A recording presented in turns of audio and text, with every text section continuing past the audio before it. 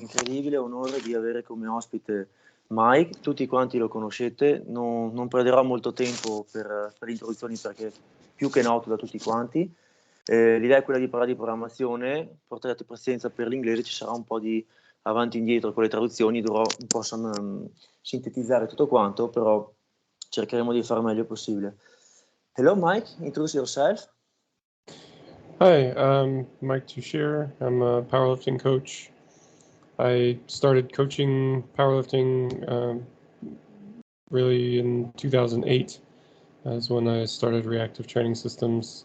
I was a top-level powerlifter and coach until, well, I guess I'm still competing and also coaching. But had a competition break in there for a few years. But yeah, probably most known for popularizing RPE in strength training and kind of porting that system into strength training. And I would say the main focus of my coaching has been individualization. Okay. The first topic I would like to address is about the history of RP, and I mean everybody, even in Italy, everybody knows the RP. Everybody use them.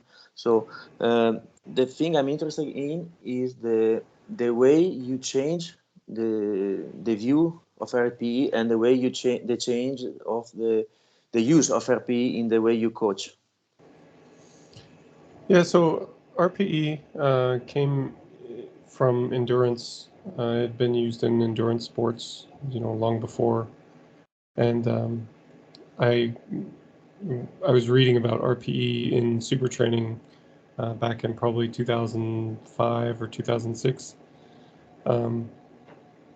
And yeah, it was everyone at the time was supposed to read super training.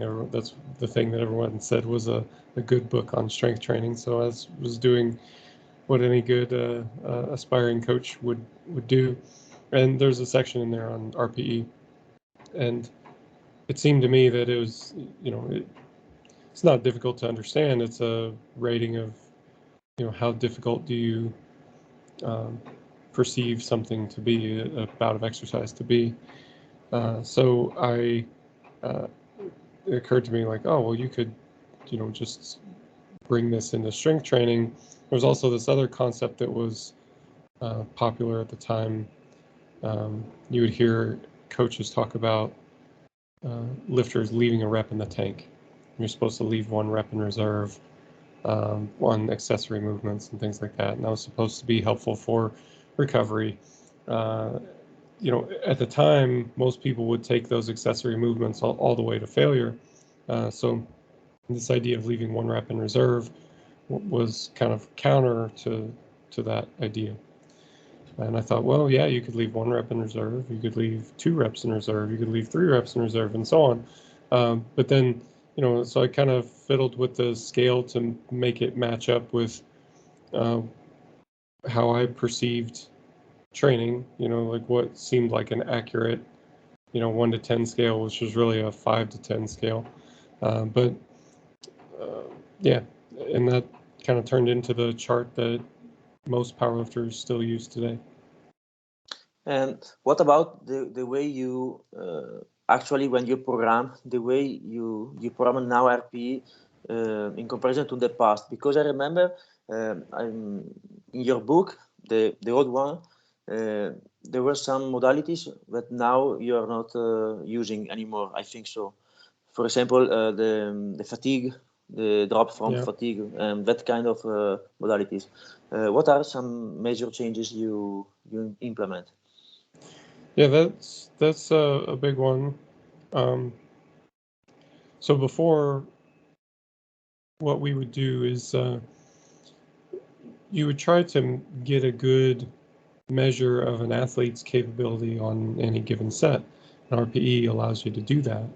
So if you do a set of 5 at an 8 RPE versus a set of 3 at a 7 RPE, but the weights are different, well, you can do a calculation with those and compare them as estimated 1 rep maxes, and it's an estimation, sure, but it's kind of it's kind of matching the units up so that you can make a more direct comparison of those performances.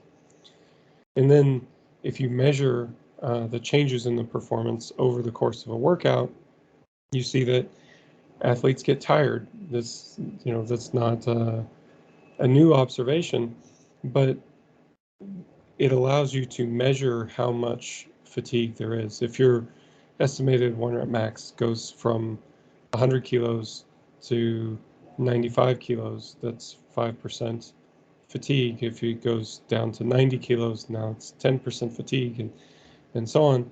And the idea at the time was that you could auto-regulate the volume so that you got the right amount of fatigue. And that was fine. It worked fine, but I found that as I developed as a coach, I wanted more control over the volume. I did not want to leave it up to auto-regulation so much. So it was just a decision to kind of stop using that tool, because there were other tools that we could use that we liked the effects of those tools better, Ok, ho chiesto a Mike che cosa è cambiato nell'utilizzo degli RPE, come la sua programmazione, l'implementazione di varie strategie di autoregolazione sia cambiata nel tempo, e la sua risposta è stata sostanzialmente, anche su mia domanda, che non utilizza più adesso l'autoregolazione del volume tramite percentuali di fatica, che era una cosa che era presente per esempio nel suo vecchio libro, dove parlava di metodi di autoregolazione tramite RPE, e c'era una percentuale della fatica per gestire il volume. Ha detto che non lo utilizza più perché preferisce un controllo più stretto del volume, e quello sì, sostanzialmente era un metodo troppo lasco per come piace a lui programmare. Mike, let's talk about volume.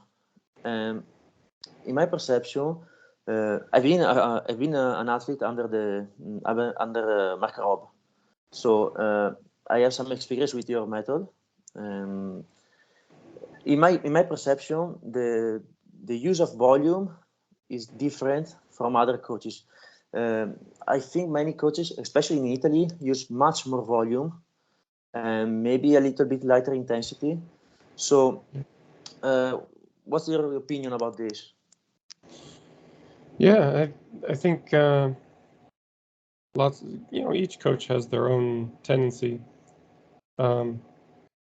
My experience is that Italian coaches tend to favor more volume, higher specificity, where you get some American coaches who also push more volume, but lower specificity, more bodybuilding type things, or they may have higher intensities on competitive lifts, but more accessory work. And then you have, I would say if I have a tendency, it's to push toward greater intensities, greater RPEs.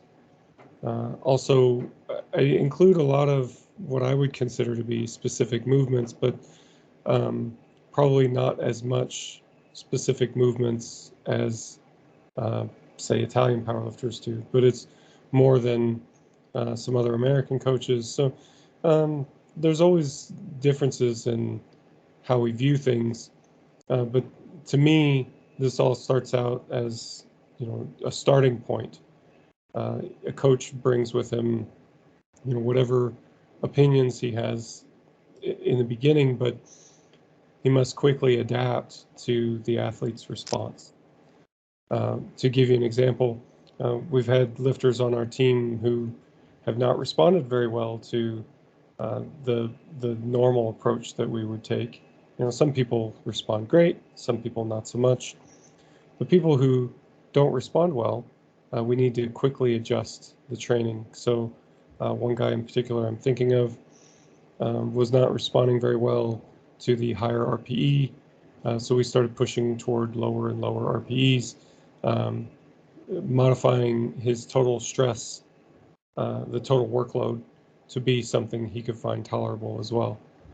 So in that case, we ended up with a training strategy that was quite different than, the strategy that you may find more typical of how I would start, So, yeah, what do you think? Well, I think that in Italy we changed a lot the way we program volume. I remember you have been in Italy at the Sheiko seminar. I remember you.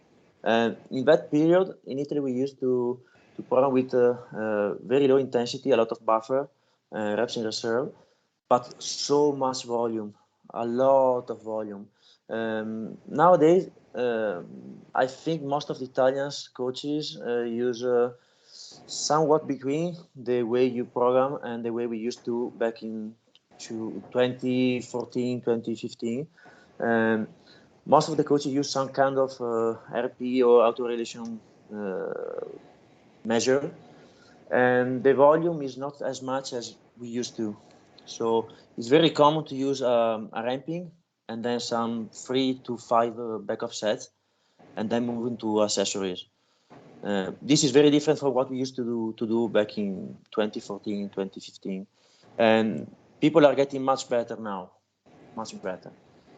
But do you think that is? Do you think most not only Italians but also other countries coaches use too much volume? If the athlete recovers, then I'm not sure that it's too much. So the way I think of it is the intensity sets the training effect, most of the training effect, and the volume determines the magnitude of the effect. So obviously with higher intensities you can't handle as much volume. You have to match the volume to the workload, but that becomes primarily a question of recovery. So I've seen lifters who respond reasonably well on both, who can train at lower intensities and also higher intensities and get good responses from both, or sometimes you need to sequence them. I think it's maybe a mistake to do too much of any one thing, and I think this is a trap for both lifters and coaches, that it's easy to have some success with a particular style or a particular method, and then we become very attached to it, and we don't want to let it go. But it's important to see when it's no longer working and then do something else. And for a coach to be able to do something else, if you only know one style of programming, then there are lots of athletes that you can't help. Sì, ho chiesto a Mike l'utilizzo del volume e se pensa che molti altri coach usano troppo volume e qual è l'utilizzo del volume, come la vede lui. Sostanzialmente mi ha detto che tendenzialmente, per quello che vede lui, che conosce lui, in Italia siamo abituati a fare abbastanza volume, che in America ne fanno un po' meno, ma dipende da allenatore a allenatore. Lui tendenzialmente col suo modo di allenare fa meno volume di quello che siamo abituati noi, però mi dice che comunque ci sono anche casi di altri allenatori americani dove fanno abbastanza volume, oppure fanno una quantità medio-bassa di volume sulle alzate da gara, però fanno molto volume dopo con altri movimenti meno specifici. Mi ha detto comunque che il concetto di fondo è che lui si basa su come rispondono le persone, come rispondono gli atleti, e gli è capitato di dover fare dei cambi sostanzialmente di metodologia, anche andando abbastanza distanti a quello che è il modo tipico che ha di allenare, dove lui tipicamente spinge abbastanza sull'intensità con volumi medio-bassi, però se non risponde la persona comunque magari abbassa gli RPE e aumenta un po' il volume. Ho fatto anche un po' una panoramica di come è cambiato il nostro modo di allenare in questi ultimi anni, da quando lui è stato in Italia qualche anno fa, dicendogli appunto che adesso in Italia molti usano gli RPE e si è un po' ibridato il modo di allenarsi. Per quanto riguarda il volume, mi diceva che non pensa che necessariamente molti coach usino troppo volume, è più che altro una questione di recupero. Lui pensa che la tipologia di adattamento dipende dall'intensità e il volume sia più che altro la magnitudo di risultato dipende dal volume, ma è più che altro una questione di riuscire a recuperare. Another topic related to this one, Mike, do you think is there any use for very light set? I mean, under 5 RP, maybe for technical work, or do you think is there any benefit of doing this, or what do you think? Not usually. I think that most of the time there's not a lot of benefit for it. From a technical standpoint, maybe if you're very early in your training and you still have lots to learn technical, from a technical standpoint, maybe then, the extra repetition can help. But once you've been training for 5 years, 7 years, 8 years, then I don't see much use for that type of work. And maybe it sounds like 5 years of training is a long time for some people, but I don't think that it is in the scope of an athlete's career. But once you've developed, technical proficiency at that level, I don't think that there's any more technique to be gained from that. I think that if we think of technique as a skill, then it's important to challenge those skills, so challenge the skills in a way that the athlete can be successful. And to me, that looks like challenging it with progressively heavier weights or modifying the task somehow. I'm a fan of Franz Bosch's work. I think that approach is more realistic, and I see accessory. Well, maybe we should define some terms because people mean different things sometimes. I like,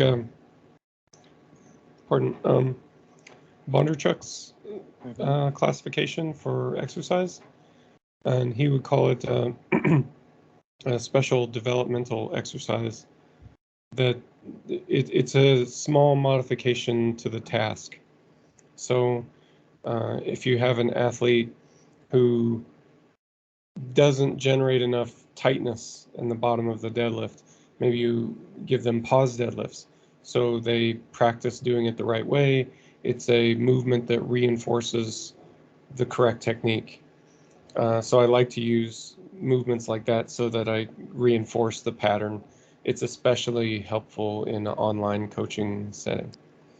And I think that helps technique, challenging their technique with some, if the technique does not break down at all until 8 RPE, then you've got to give them 8 RPE to see, in order for to be a challenge to their technique, So I think that for most lifters who've been training for a little while, sets below 5 RPE are not very useful for technique. I don't think they're very useful for hypertrophy. And the neurological components of strength, you could make an argument that maybe there's something to be gained there, but there's something to be gained from many other intensities that would be better. Yeah. Sì, ho chiesto a Mike se pensa ci sia un beneficio nell'utilizzo di set con RPE sotto il 5 e la sua risposta è stata, riassumo un pochino, la sua risposta è stata sostanzialmente che a meno che uno non sia in una fase di sviluppo tecnico iniziale, ma se uno è già un pochino avanzato, non necessariamente avanzato, però lui faceva l'esempio di 5 anni di allenamento, comunque la tecnica è abbastanza solida, pensa che l'utilizzo di serie RPE sotto il 5 sia molto poco utile, perché da un punto di vista di sviluppo della forza fa poco, da un punto di vista anche di migliorare, di gestire, di consolidare la tecnica fa poco, da un punto di vista di ipertrofia fa molto poco, quindi si ritiene che abbia poco spazio. Mike, this kind of argument, I completely agree with you.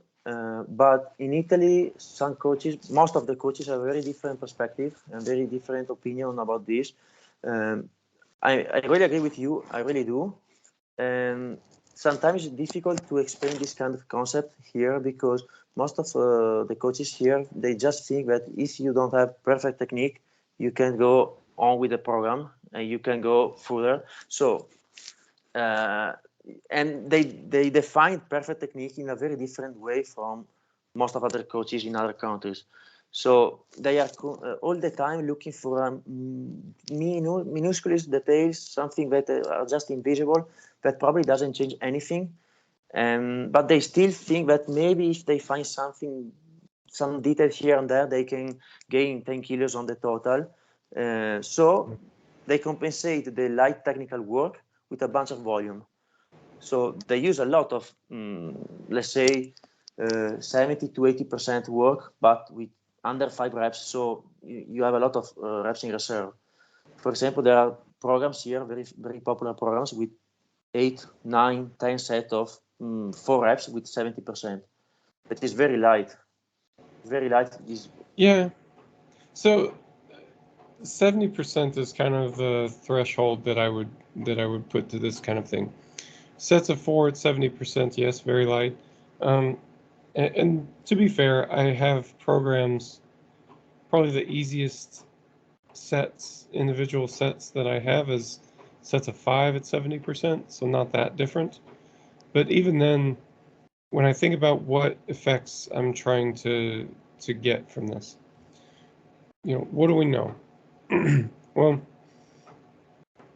again, if we look at the factors that produce strength, we want improvements in muscle size to have more contractile tissue. We want improvements in motor control so that we can get better motor unit recruitment, better rate coding, and then technique falls into that category as well. So, and maybe you can separate them out. So there's hypertrophy, muscle size. There's technique, which is kind of the voluntary control component. And then there's the neural adaptations, things that are not controllable by the athlete. So things like rate coding, intramuscular coordination, and things like that. So if you look at those 3 things, if you were interested in hypertrophy, you would not program this way, because you need sets that are closer to failure to get, maximal hypertrophy. Staying further from failure does mean that you get less fatigue set per set, but you have to do so many more sets, and it creates more wear and tear. Well, maybe I should not say that, because it does vary for athletes. Some athletes tolerate volume better, some athletes tolerate intensity better, so maybe that can vary, but it would not be optimal for hypertrophy. Okay, well, what about technique? Again, I think that it does not pose a technical challenge for most trained athletes. It's too easy. It's maybe a challenge to their ability to concentrate, their ability to focus for a long workout, but I don't know that that's so meaningful in the context of a powerlifting competition. If you wanted to really improve the technique, the previous answer talked about that a bit more. That you would challenge the technique, you would use developmental exercises. I think that's an idea that has good support among like motor control researchers, And then lastly, there's the other neurological components, rate coding, intramuscular coordination, things like that. Well, we know that this changes as intensity progresses. If you're using lighter weights, the coordination of the movement is not the same. If there are studies on center of pressure using force plates, and there's a pretty significant change that happens around 80% of 1 rep max. So things that are less than 80% tend to be a fairly different motor control technique, even if the technique looks the same visually. So, well, I mean, and even then, 80% there's a big change, but it continues to be somewhat different as you progress the intensity further and further up. We know that rate coding is a big deal when it comes to maximum force production, especially rate coding of high threshold motor units. And even if you were to train at 100% intensities, you're still probably not truly maximizing the rate coding of the very highest threshold motor units. So I think there's a case to be made for higher intensities all the way up to the highest intensity. You know, if the only thing that you cared about was the rate coding for those very high threshold motor units, you push the intensity very high. Now, of course, there are other things that we need to consider when you're trying to. There are other things that are being tested in powerlifting. It's not just about rate coding, right? And that's why we don't train that way. But there is value in training at the very highest intensity levels. And of those three categories that are the biggest factors affecting our strength as powerlifters, I don't see any of those categories that are trained in a truly optimal way by very low RPE sets. You know, of course, if you test it in practice, and this is the thing that produces the best results for an athlete, then you go with that. But I don't see a good reason to start there. Yeah, this is interesting because back 10 years ago, maybe a little bit more, a little bit less, we used to train with a lot of reps in reserve for a bunch of volume, and with a very strict focus on technical work. And people were very good with lightweight, but were not able to grind the 1 rep max in the meet. And it was interesting because you clearly see a pattern. The athlete was very good until a certain point, and then all of a sudden a wall. Yeah. And you clearly see during the warm up, very fast, very polite, very good, and then you can't express the true potential because you're not used to grind. And the ability and the technique work you need to, in my opinion, correct me if I'm wrong, the technique you need to master and the ability to grind is something very important that you can practice only with heavy weight and under certain conditions. So you need under a certain amount of reps and over a certain level of weight, because you cannot learn to express your 1 rep max with a bunch of doubles with 70%. This is just my opinion. No, I agree with you. I think I often see lifters at competition who, you know, first attempt looks fast, second attempt looks fast, but the third attempt is a miss, and it almost looks like they quit. You know, they maybe go down to the bottom, it comes out of the hole a little bit, but then they fail immediately. They don't, there's no grinding, you know, there's no sustained effort, you know, and some of that is just a lack of practice.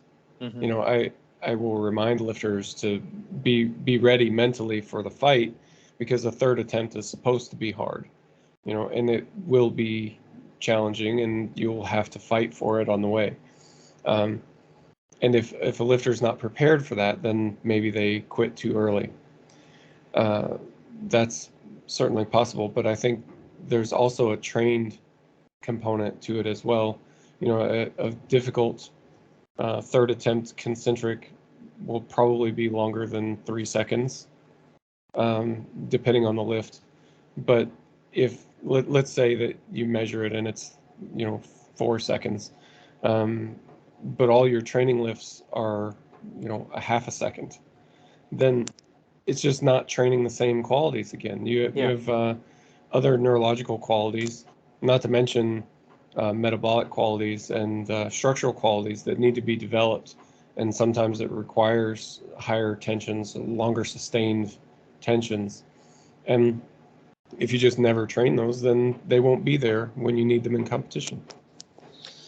Okay, I translate a little bit.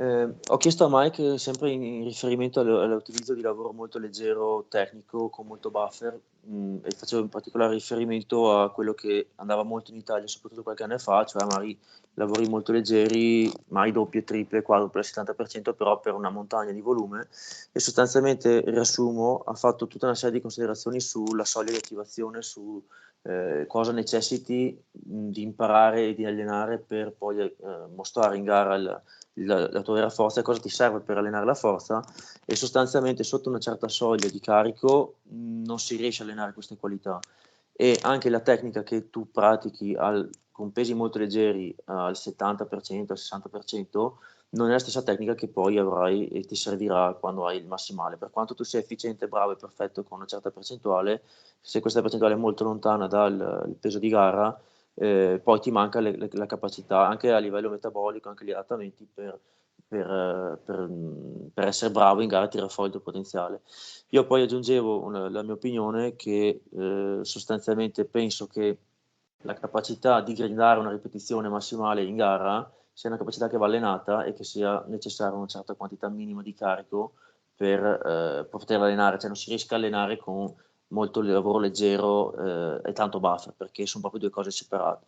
E anche lui sosteneva sostanzialmente che sì, anche a livello proprio metabolico o di tempo di durata dell'alzata, se tu ti alleni con ripetizioni che durano mezzo secondo, tutte belle, esplosive, veloci, e poi in gara ti trovi a dover imparare a fare un massimale che dura mai 4 secondi, è un'abilità che sostanzialmente non è mai allenato e sei completamente preparato anche a livello metabolico.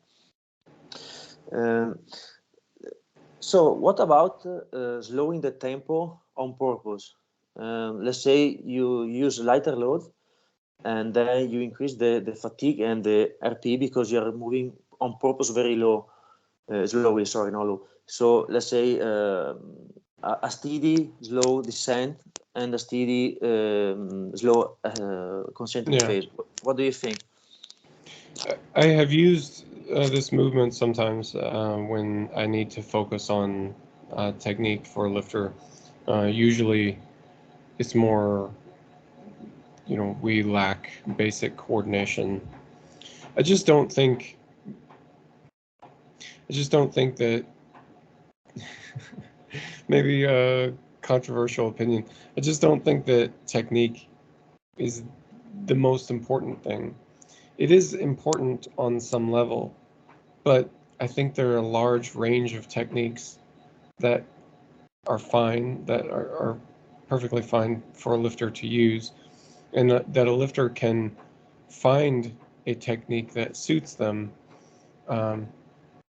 We can do it through experimentation, and ultimately that will be better because it will suit the athlete and they'll feel it. They need to feel it. When they're on the platform, the coach can't be there, to guide them through every portion. Maybe the coach is back there shouting some cues or things like that, but I don't think that's very effective. I think it's much more effective for the athlete to know what the right technique feels like. And look, I've been training for 25 years. I can feel when my technique is off long before it's visible on video. There's much more to technical mastery than the things that you can see.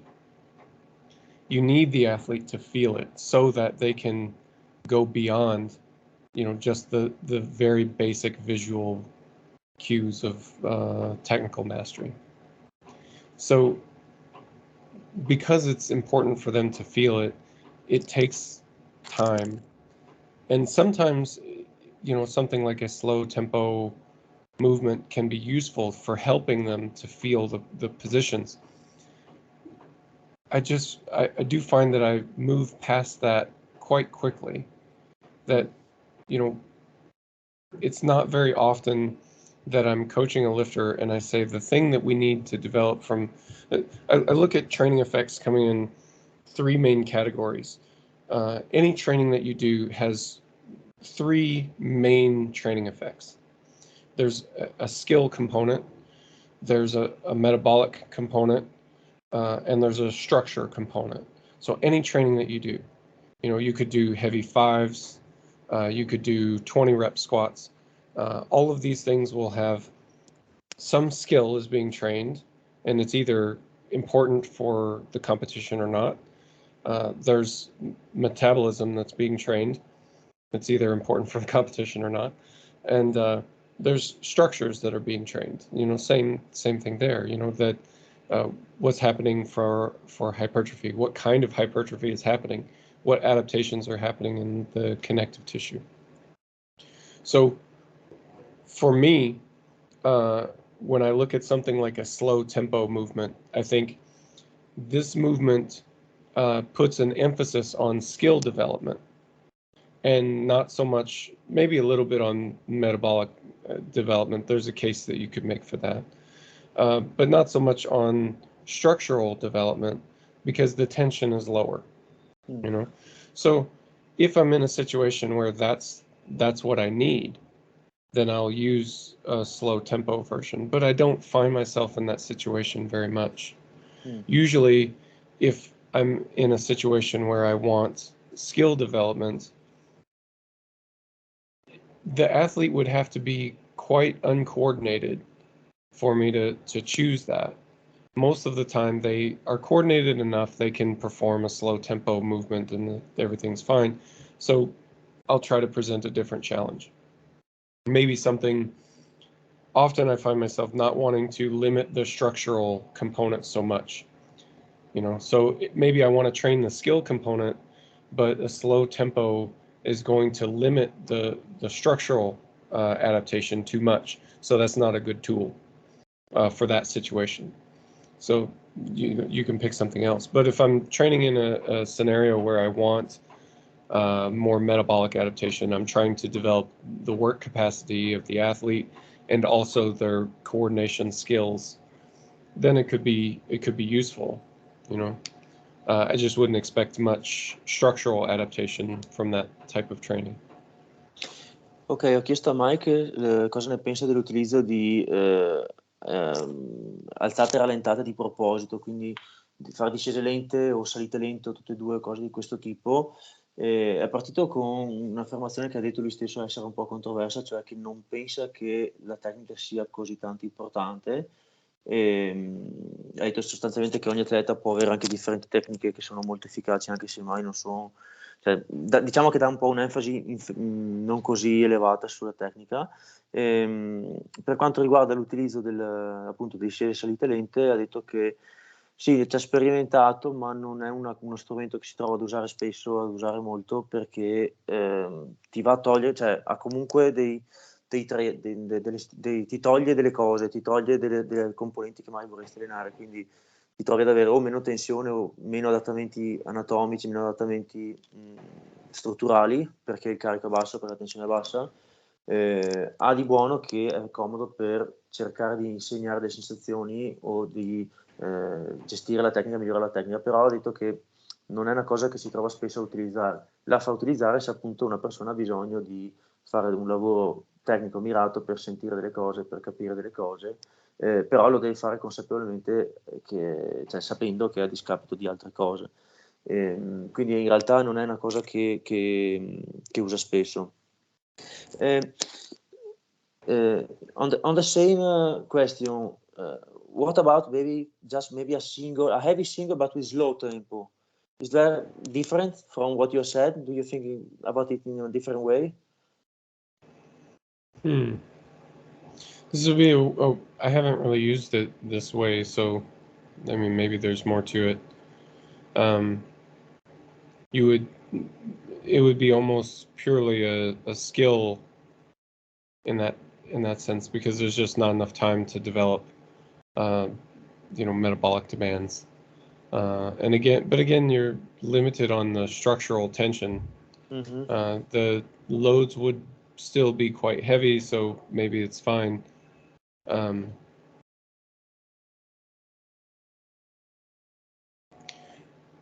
What would be the context that you would use it? Just like a normal training, or do you think that it would serve some purpose? Well, I've used it on myself and on other athletes. Um, the good thing about it was that you, especially in the deadlift, for a person who is used to always feel the weight light, because maybe in the past he used to deadlift very light and explosive. So in his mind, he needs to feel like the weight is going up. And once they feel for example, in the starting position from the sumo, you feel like the weight is stuck in the floor, and all of a sudden they feel heavy, they stop, they give up, as you told me before. So in that kind of situation, you can practice the feeling of maybe it's not going up, maybe yes, maybe not, and staying there and get used to the discomfort of being there and slowly going up. And sometimes it's useful also for be aware of the position and if you have some balance issue, maybe in the sumo. And then I think maybe for a single or for a double, you still have enough to produce some adaptation, but not as heavy to stress your CNS. Sure. I suppose when I've used tempo, I use it primarily in two ways. I have used pause versions, and I've used slow eccentric versions. And I would use those normally before the slow concentric version, because to me, if I'm trying to practice the position, those allow me to practice the position, but still generate high tension on the concentric. So say maybe a pause deadlift, you could, if you took a pause deadlift for a single, you break the weight off the floor, just a centimeter, and you pause, you're developing the same senses as what you're describing, but then after the pause is over, you accelerate as hard as you can to the lockout, so you're still getting mechanical tension, and developing strength through that mechanism as well. I think that you do maybe miss out on some things with that. For example, have you ever noticed how with the bench press, if you take a novice in the bench press, they're weak from the chest. But if you take anyone who's experienced powerlifter or an advanced powerlifter, it's never the chest that's the weakest part. It's somewhere around the transition halfway region, maybe a bit higher. And I think the reason for that is that after years and years and years of bench pressing, the chest has developed, and so then we do more training like this where it's low RPE training. You think of benching with a low RPE, you can still generate pretty high tension from the bottom, but the deceleration phase becomes so long, you never really develop high tension at the lockout. So I think for lots of advanced powerlifters, they're strong off the chest because that's the part that they train all the time. And they're weaker at the lockout because they very rarely train that part of the lift. The easier sets of bench just don't train it. However, if you train with a slow tempo, like what you're describing, you don't get the benefit of fast speeds off the bottom. So yeah, in that case, you probably do get a bit more training for the triceps. The triceps have to do a bit more. I don't know that that's the best way to do it. If you said this is the problem we're trying to solve, I may suggest a different tool first. Perhaps bands or chains, or additional accessory work for triceps or something along those lines, or just simply higher RPE sets, close grip bench or something along those lines. But if technique is a problem, then maybe a slow tempo, heavier single, it does enough of the things that you want that's the ideal solution for that problem. Mhm. To be fair, here in Italy it's not so common to use very slow concentric repetition. It's much more common to use, as you told me before, pause at the bottom or in certain parts of the list. It's very used. Everybody uses this kind of variation. On purpose, slowing down so much, not so common. Here, there sometimes maybe if there is something you want to address. But your answer were very clear. Okay. I translate a little bit. Ho chiesto a Mike, sempre in riguardo all'utilizzo di discese e salite volutamente più lente, cosa ne pensa se le si impiega su singole pesanti, quindi non a serie da alte ripetizioni, ma mai su una singola pesante per mitigare un po' il discorso della bassa tensione, eccetera. E mi ha chiesto per esempio scenari in cui li utilizzerei e facevo l'esempio di magari chi non è abituato a sentire il peso che sale su lentamente o chi ha bisogno di sistemare certe questioni di sbilanciamenti sullo stacco, sumo, cose di questo tipo. Insomma, abbiamo parlato un po' di questi scenari, mi diceva che sì, può avere un senso, però magari è più pratico, più conveniente, o penso sia meglio fare per esempio una pausa su un determinato punto dell'alzata e poi comunque fare il resto dell'alzata veloce perché comunque hai alte tensioni sulla concentrica nel resto dell'alzata, che quindi secondo lui è un metodo più efficace. Poi mi parlava della panca piana, di come se si nota spesso la maggioranza delle persone dal petto comunque partono e falliscono l'alzata non proprio al petto, e pensa che questo sia dovuto al fatto che comunque un powerlifter navigato fa tanto lavoro di pausa al petto, e quella è una posizione che allena molto, mentre mai il lockout o la fase un po' più in alto della salita della panca sia una fase che è un po' meno allenata, ci si passa meno tempo. Magari quello potrebbe essere un caso in cui volutamente rallentare il movimento per far più tempo lì possa migliorare la panca, ma a sua volta ha detto poi che comunque pensa ci siano strategie più convenienti, meno complicate, con meno compromessi per allenare quella parte lì, come per esempio fare del lavoro accessorio in più o specifico per i tricipiti, o fare magari con catene, con elastici, insomma altri tipi di varianti. Let's talk a little bit more about technique and then we move on. You earlier told me that you don't think technique is that important, so important. I told you in Italy here we are a little bit too much into technique, in my opinion. How can we decide when and how technique is good enough? Good question. I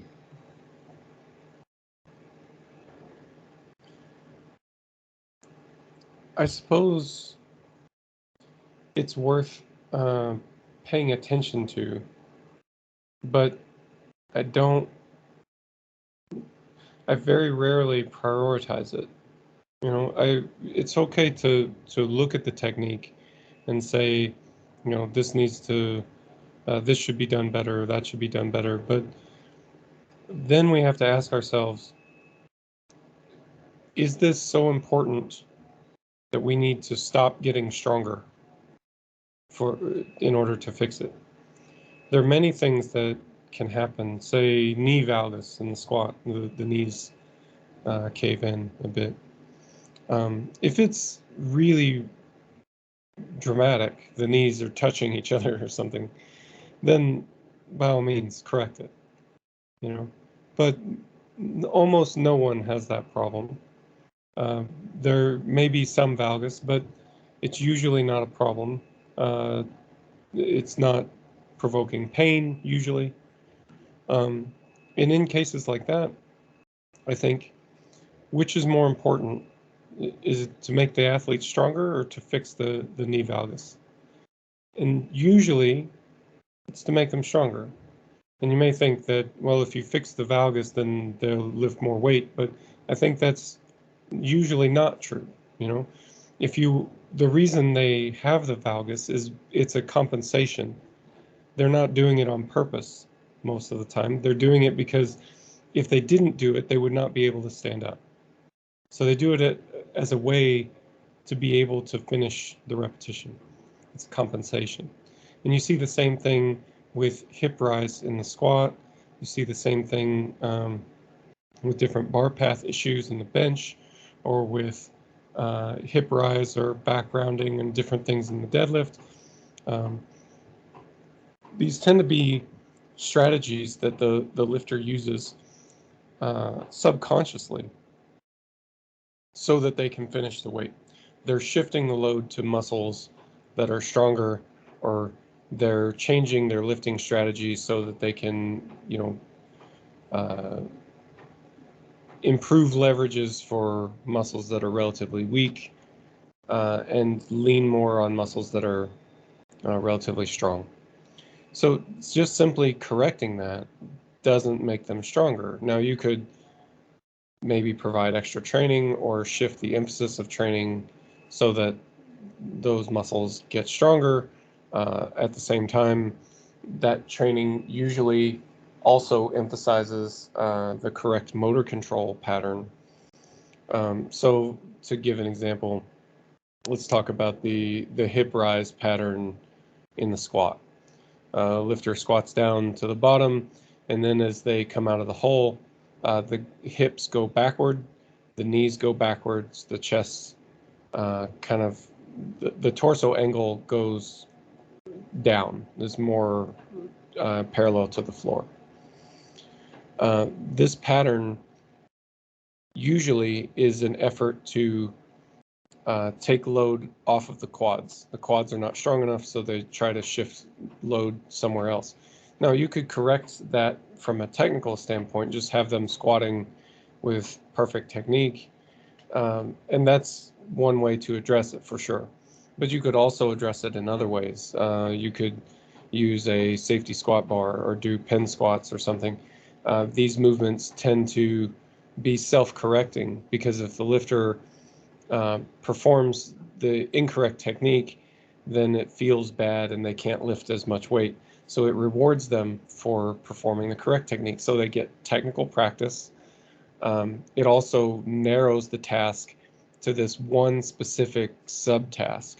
We think that the power lifts are simple, and they're relatively simple, but they're still composed of many subtasks. You have to, in the squat, for example, you have to extend the knees, you have to extend the hips, you have to perform a hip abduction, but not too much, and at the same time, hip adduction is going to be beneficial for hip extension. So there's a trade-off that has to happen there. The hamstrings are, it's a fairly complicated movement to perform when you look at all the components. So by narrowing the focus to a specific subtask, you allow the athlete time to focus on it. It's just like you would do with any other sport. A sprinter will have periods of training where they focus on their start. They focus on their technique for coming out of the blocks versus, top speed technique. Not every session is the entire competitive exercise, So we can do similar things in powerlifting. Does that get at the question very much? Yeah, I translate a little bit. Sure. Ho chiesto a Mike quando e come capire e decidere se la tecnica è buona abbastanza, è sufficiente, e sostanzialmente lui la risposta che mi ha dato è una risposta articolata per dire che bisogna vedere se conviene perdere tempo, fermarsi o cambiare le cose per cambiare la tecnica o per cercare di aggiustare la tecnica, o se è più conveniente diventare più forti. Dal suo punto di vista, la maggior parte delle volte conviene dedicarsi e concentrarsi su diventare più forti, a patto che non ci sia una qualcosa di pericoloso, di così grave, che dice l'esempio del ginocchio valgo, no? Del valgismo del ginocchio quando fai squat. Se è molto, cioè se provoca dolore, se le ginocchia si toccano, eccetera, diventa un problema serio, ok, chiaramente bisogna affrontarlo. Ma nella maggioranza dei casi si tratta comunque di tutta una serie di compensi che la persona fa perché sennò non riesce a sollevare il peso, e che è una questione di compensare, di spostarsi e muoversi per riuscire comunque a completare il sollevamento, è una questione di cercare di diventare più forti. Quindi si può affrontarla in diversi modi. Qualcuno potrebbe dire che si può mettersi lì a fare lavoro tecnico e ripeterlo, oppure una strategia che è quella che usa lui, che io mi trovo estremamente d'accordo, è quella di utilizzare delle varianti o delle componenti o qualcosa che vada a penalizzare quando tu fai il difetto, come può essere per esempio una safety bar per chi scula o schiena nello squat, ma per permetterti comunque di diventare forte e allenarti. Let's talk about programming and, in your opinion, the difference when you program a natural lifter or someone on PEDs. What do you change? I don't have that much experience with people on PEDs, but the little bit that I've got, I find they usually don't handle volume as well as natural lifters. Why? I have no idea. But usually we have to be quite careful about how much work they're receiving. Yeah, that would be the main difference. Okay. Do you think that maybe this is due to the fact that they have more muscle mass, maybe the load are higher, maybe? Maybe, but I mean, I've trained, heavyweights who are natural, who have considerable amounts of muscle mass, and just have fairly high work capacities. I've not seen lifters who not. I guess there's some lifters who have been on PEDs that I've been surprised at how low the workloads need to go. Now, that's not to say that that's true in every case. I have some natural lifters with astonishingly low work capacities as well, so it could just be a sampling error. But it does seem that most of the time the lifters on PEDs just can't handle that much training volume, whether the work that they're doing is more damaging, or I really don't know. It seems like they should recover faster and be able to handle more, but I find that that's not really ever been the case that I can remember. Yeah. I don't have experience in this kind of programming, but for what I can see on the internet, as everybody, it seems to me that they really focus on some very small volume but heavy and specific, and then maybe they compensate the lack of volume with accessories and maybe some isolation on bodybuilding movement, but maybe because it's easier to recover. I don't know. Maybe, but I mean, to be fair, I've seen some natural lifters use a similar strategy. We've trained one guy who, I really don't think he's on any PEDs. He's not that competitive or anything like that, but his work capacity is really amazingly low. Like, his entire lower body training is around 5 or 6 sets per week, and they're quite easy sets as well. And if we've tried to do more, because at some point, like, my coaching brain thinks we need more work in order to train all the things that we want to train in a week, because this is for all lower body. This is for squatting and deadlifting. And I think we just can't get everything in that we would like to get in with something that's that limited. But anytime you try to push beyond that, we have serious recovery problems. Now, he's only one guy. I would say that I don't have anybody that's that extreme, anyone else who's that extreme, but there are several other people who are kind of more on that end of the spectrum, even some natural lifters. And so I think that's where I've seen a growing trend in powerlifting training to do a more limited amount of specific work, a more limited amount of squatting, benching, deadlifting, and make up for the difference with more accessory work. And I think it's probably a good strategy for people who are in that situation where they just don't recover that well. You know, and interestingly, you see that as a common strategy among lifters on PEDs as well. Also, this being a population that usually doesn't recover that well. Ho chiesto a Mike cosa cambia e come pensa cambierebbe la programmazione su atleti che usano farmaci dopanti, e mi ha detto che non ha grandissima esperienza, però la cosa che ha notato è che tendenzialmente hanno problemi a recuperare il volume, quindi fanno molto meno volume, e questa è una cosa abbastanza che hanno notato abbastanza diffusa, anche se non ha un campione così grande, e effettivamente ci sono capitati anche ragazzi, persone natural, che hanno una capacità di gestire il volume bassissima e che fanno mai anche solo 5-6 set. Parlare del caso di un esempio in cui fanno 5-6 set a settimana di lower body, cioè di tutto compreso stacco e squat.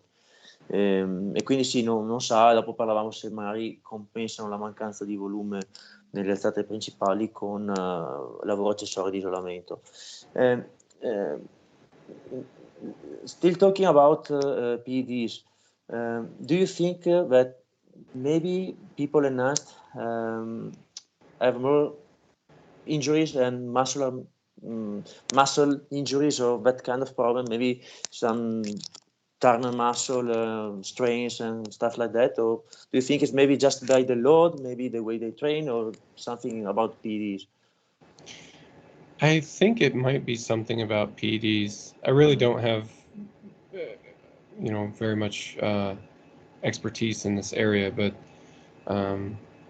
just the observations that I make being around powerlifting for the years that I have been, it seems like people who are using PEDs get hurt more often with things like muscle tears. It's not to say that natural lifters never get muscle tears. That does happen as well, but it does seem to be much more common among lifters on PEDs. Ho chiesto a Mike se pensa che ci siano infortuni muscolari più frequenti sulle persone che utilizzano farmaci dopanti. Anche qui mi dice che non ha stata grandissima esperienza al riguardo, però gli sembra che effettivamente ci siano più frequentemente strappi muscolari o lesioni muscolari, e che pensa che sia qualcosa direttamente collegato ai farmaci più che ai carichi o al modo di allenarsi, anche se comunque non è detto che perché uno si è strappato automaticamente sia dovuto all'utilizzo di farmaci. Well, Mike, I'm done with the podcast. Right. I really appreciate your time, your help. I really do. Thank you. Do you want to say something more? No, I don't think so. Thank you very much for having me. I appreciate the questions and the effort that you've made to translate. I know that's I can talk for quite a long time, so thank you for the effort. Okay, thank you very much. Thank you, Mike. See you soon. See you.